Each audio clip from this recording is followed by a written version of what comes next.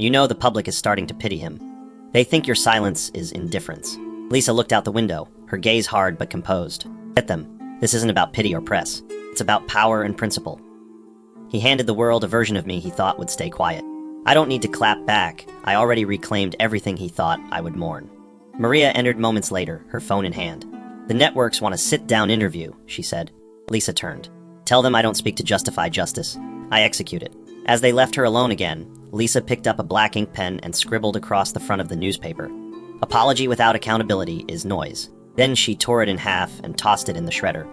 Barbara returned home to find a folded eviction notice tucked beneath her apartment door. At first, she laughed, assuming it was a mistake. But when she unfolded the paper, she saw the name at the bottom, L.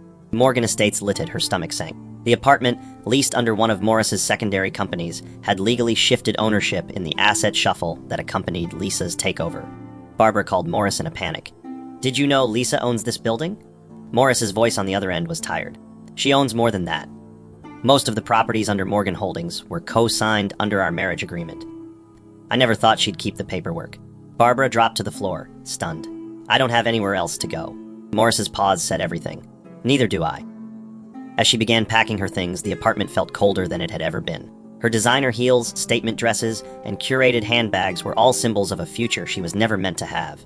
For all her plotting, she had never thought to plan for defeat. A knock on the door pulled her from her thoughts. It was a building supervisor. You have 48 hours, he said. Instructions came from the top.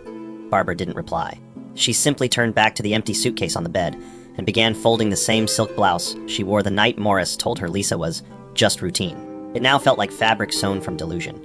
She reached into her drawer and pulled out the framed photo they once took on a private getaway.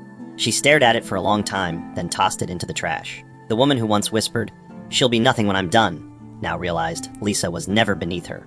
She had simply been behind her, preparing for the moment when all false crowns would fall. Morris returned home one evening to find a sealed envelope addressed in Lisa's handwriting resting on his foyer table. It had no legal stamp, no firm's branding, just his name, written in the same script she once used to label his birthday cards. He stared at it for minutes before finally opening it. Inside was a single sheet of paper. No emotion, no rage, just a letter.